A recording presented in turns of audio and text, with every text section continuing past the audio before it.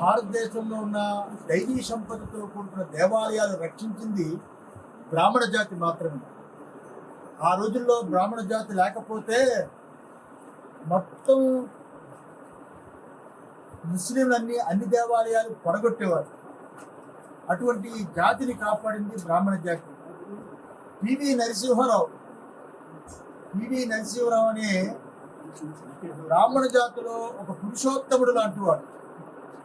అలాంటి వాడు ఈరోజు అన్ని కులాల్లో కూడా చదువుకున్నవాడు. ఈరోజు కార్లు కొని ఇంకొకటి కొని బెంగళూరులో వాటిలో ఉద్యోగం చేస్తున్నారంటే ఆయన చేసిన ప్రైవేటీకరణ, అది ఆయన గొప్పతనం. అలాగే ద్రోణంరాజు సత్యనారాయణ గారు విశాఖ జిల్లాలో ఉండి 3 జిల్లాలు విశాఖపట్నం, శ్రీకాకుళం, విజయనగరం కాకుండా ఢిల్లీలో కూడా చక్రం తిప్పి ఎంతో మంది కులం మతం అని చూడకుండా అందరికీ సహకరిస్తూ బ్రాహ్మణ జాతిలో పేరు తెచ్చుకున్న వ్యక్తి. ప్రస్తుత తరుణంలో బ్రాహ్మణులు శాఖలు పేరుగా ఇంకొక పేరుగా విడదీసుకొని ఎవరికి పనికి రాకుండా రాగద్వేషాలతో ఉండి అడుగట్టుపోతున్న ఈ బ్రాహ్మణ సమాజానికి నేనున్నాను, నేను నిలబడతాను అని చెప్పి మన ప్రసాద్ గారు ఈ జాతికే కాకుండా మిగతా జాతులకు కూడా ఆదర్శ పురుషుడిగా, ఒక బ్రాహ్మణికే కులం అభిమానం లేకుండా అన్ని జాతులు చూసే పివి నరసింహారావు, ద్రోణరాజు సత్యనారాయణ గారు, తెన్నేటి విశ్వనాథం గారు, పాటం శ్రీరామూర్తి గారు ఎంతో మంది సంధ్యావందనం చేసి మరీ రాజకీయం చేశారు. అంత బ్రాహ్మణ అతను ఎంతో సేవలు అందించారు. అలాగే కెప్టెన్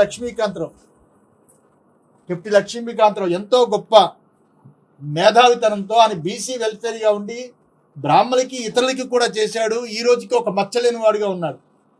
నమస్తే తెలంగాణ అనే పత్రికని పుట్టించింది రాజాం గారు, బ్రాహ్మణుడు. అందువల్ల మన బ్రాహ్మణ జాతిలో ఒకని మనం గెలిపించాలి, ఇతర కులాల వారికి కూడా చెప్పాలి. అన్ని కులాలని కలుపుకునే ఏకైక జాతి ఏదైనా ఉంటే బ్రాహ్మణ జాతి.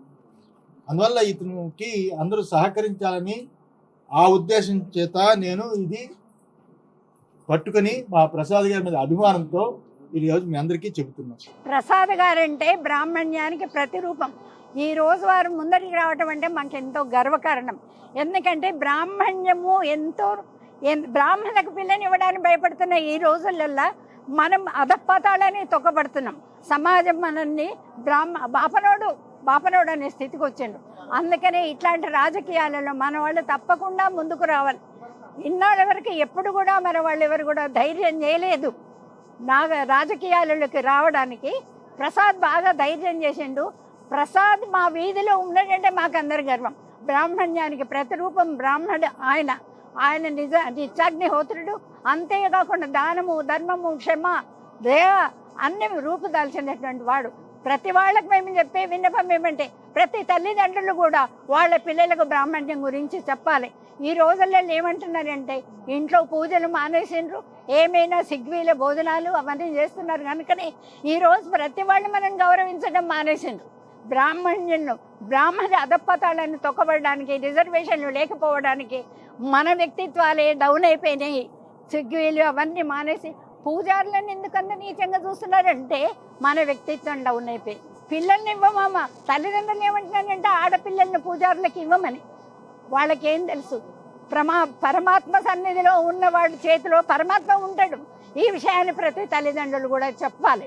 విశాఖ శ్రీ శారదా పీఠాధిపతులు స్వరూపానందేంద్ర సరస్వతి మహాస్వామివారు, ఉత్తరాధికారి శ్రీ స్వాత్మానందేంద్ర సరస్వతి మహాస్వామివారులు ఇక్కడ భాగ్యనగరంలో కోకాపేటలో వారి ఆశ్రమానికి విచ్చేసి ఆ ప్రారంభోత్సవం అయిన తర్వాత 3 రోజులు ఇక్కడ హైదరాబాద్లో సిటీలో ఉన్నటువంటి ప్రముఖ దేవాలయాలన్నీ సందర్శించి ఈరోజు సోమవారం విశాఖపట్నం వెళ్తున్నారు.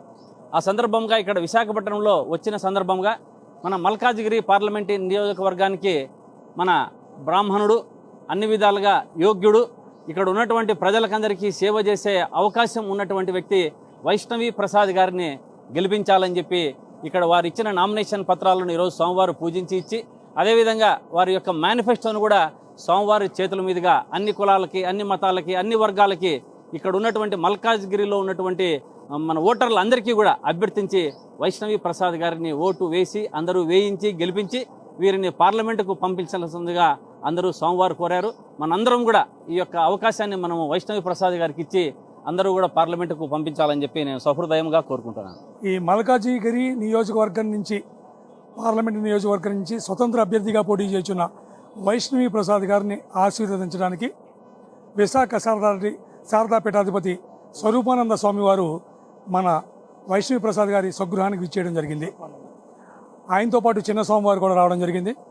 ఆయన గత 5 రోజులుగా హైదరాబాద్ నగరంలో అనేకమైన దేవాలయాల్లో పూజా కార్యక్రమాలు నిర్వహించుకుంటూ ఈ రోజున ఉదయం 11:30 గంటలకి మన వైష్ణవి ప్రసాద్ గారి ఇంటికి రావడం, ఆయనకి ఆశీర్వాదం ఇవ్వడం, అంతేకాకుండా ఈయన్ని ఈ మల్కాజిగిరి నియోజకవర్గం నుండి మీరు అన్ని కులాలని కలుపుకుంటూ వెళ్ళి మీ యొక్క ఎలక్షన్ నిర్వహించుకోమని చెప్పడం జరిగింది. అదేవిధంగా ఆయన రాజశ్యామల యాగాన్ని పూర్తి చేసుకుని వచ్చి ఆ యొక్క ప్రసాదాన్ని, అమ్మవారి యొక్క ప్రసాదాన్ని మన వైష్ణవి ప్రసాద్ గారికి కూడా అందజేయడం జరిగింది. ఆయన గురువు గారు చెప్పిన విధంగా వైష్ణవి ప్రసాద్ గారు తన యొక్క నామినేషన్ పత్రాలని ఆయనకి ఇవ్వడం, ఆయన వాటిని కూడా ఆశీర్వదించడం, ఈ నియోజకవర్గంలో అన్ని కులాలని కలుపుకుంటూ వెళ్ళమని చెప్పడం, ఈ సూచనని ఆయన స్వీకరించి ఇక మీదట ఈ నియోజకవర్గంలో ఈయన పర్యటించడం జరగడమే తరువాయి. కాబట్టి స్వామివారు రావడం, ఇక్కడ వేలాది మందిని ఉద్దేశించి ఆయన ప్రసంగించడం, అనుగ్రహ భాషణం చేయడం జరిగింది.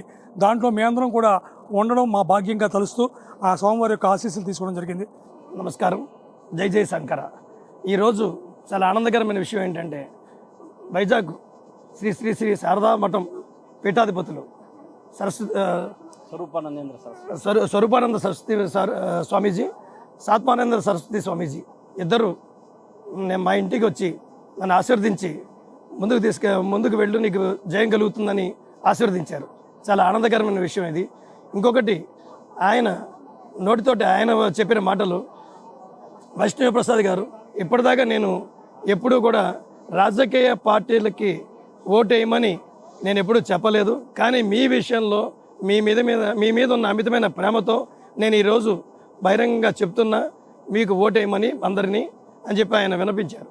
ఇంకొక మాట, మా మేనిఫెస్టోని ఆయన చేతుల మీదుగా ఈరోజు రిలీజ్ చేయడం చాలా ఆనందకరం అనిపించింది. దాని తర్వాత నామినేషన్ పత్రాలను కూడా ఆయన ఆశీర్వదించి నీకు జయం కలుగుతుంది అని చెప్పి ఆశీర్వదించి ఆయనకి వెళ్ళారు. ఇది చాలా ఆనందకరం అనిపించింది అన్నమాట. అలాగే మల్కాజిగిరి పార్లమెంట్ నియోజకవర్గంలో 7 నియోజకవర్గాలు, పార్లమెంట్ నియోజకవర్గంలో ఉన్న 7 శాసనసభ నియోజకవర్గాల నుంచి జనాలు చక్కగా అందరూ ప్రజలు, ఓటర్లు, బ్రాహ్మలోని ఇతర కులాలోని అందరూ కూడా వచ్చి మా ఇంటికి వచ్చి స్వామివారి ఆశీస్సులు తీసుకుని స్వామివారి ప్రసాదం స్వీకరించి వారందరూ కూడా వారి ఆశీస్సులు నాకు అందించారు. చాలా ఆనందకరమైన విషయం. Thank you.